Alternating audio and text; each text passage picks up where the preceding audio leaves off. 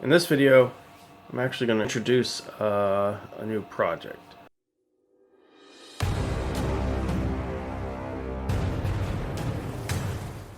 I know I said I would try to focus on one project till it was done, but I've been gathering parts for this particular build, and it's gotten to the point where it's in the way, and I need to get it assembled to maximize the space I have available. And I cannot find the parts that I had boxed up for Project Vulcan. So I need to look for those, but there's so much stuff back there.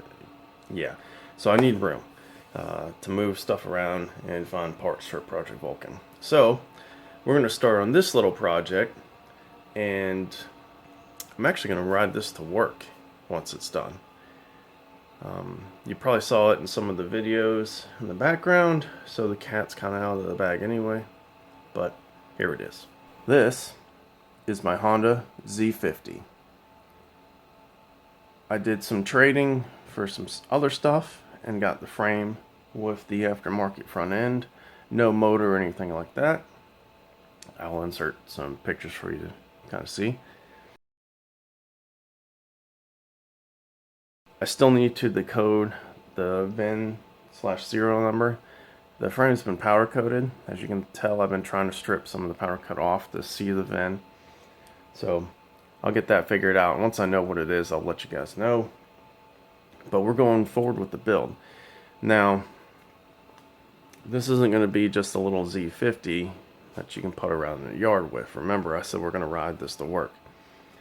In Virginia, if it's equal to or less than 50 cc's, and there's a certain ride height and a mile per hour of 35 or less, it is considered a moped. So that means we can hop on this bad boy in the morning, fire it up, and ride to work with no motorcycle license, nothing special. And now that we've moved, I'm really only 5 minutes away from work, and it's almost all residential. So 25, 30 if no one's looking. So yeah. Now, I said I got it without the motor. It was just the frame and the front end. This motor is off that little Chinese ATV that we did the 212 swap in. If you haven't seen that video, I'll throw a card up there somewhere if you want to go check that out. We're going to fib a little. This motor is a fully automatic electric start with charging circuit 110 cc motor. Yeah. Why? Well, if I'm going to be doing 35 miles an hour max, I don't want a little 50 cc sitting here screaming to do 35 miles an hour.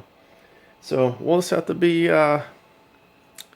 careful with that right wrist and keep her below the speed limit for mopeds. Now, this is not a factory Z50 front end. This is some sort of Chinese pit bike front end. Full suspension, inverted forks. It looks pretty sweet. I did pick up a LED headlight for it and some brackets. And as you can see, we got all these parts. These wheels. And yes, we are going full disc brakes on it, front and rear. But we're not going for that traditional Z50 look. We're going to go for that gorilla look, kind of like cafe-ish, exaggerated, kind of aggressive looking. I don't know if you guys have seen it, but there's a company called K-Speed, and I believe they're in Taiwan. And one particular shop that does K-Speed stuff has built this thing called the Gorilla. And I'll throw a picture up of it on the screen for you. That's kind of what we're going for, but with our own flavor. We're going to spice it up and season it up a little bit. So, we're going to go with the 110 motor. We're going to stretch the swing arm to accommodate our new 14-inch, I think by 3.5. I'll verify that. Wheels, front and rear, disc brakes, front and rear, LED headlight in the front. We're going to probably run a set of clip-ons on it. And I got to show you this tank. I picked this tank up. Pictures looked amazing on eBay. I did not have high expectations, but the guy's customer service was amazing. Link to his eBay store in the description. Shout out to him. Dude was awesome. He threw in a few extra goodies for me. When I ordered the tank, threw in a hat. There's a petcock in there. There's fuel line, a fuel filter. And he's going to be adding more stuff to his eBay store. So if you're building a Z50, check it out. We're also going to order an exhaust from him too. And check these wheels out. These things are sick. Black rims, stainless spokes, silver centers, the wavy rotor, and of course this is all going to be custom stuff because this bike was never meant for 14-inch wheels. But look at this tank.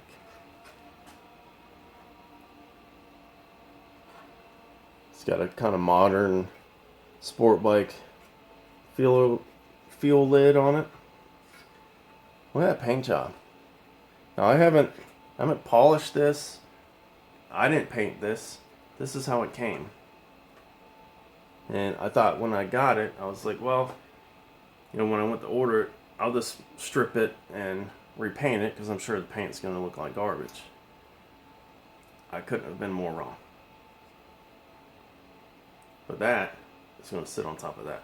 Now I already know that while the front mounts will work, as you can see, it's got these little cutouts that sit on those nubs on the frame, which the frame to gas tank mount, the rubber isolators and the bolt and all that, that came from tbparts.com.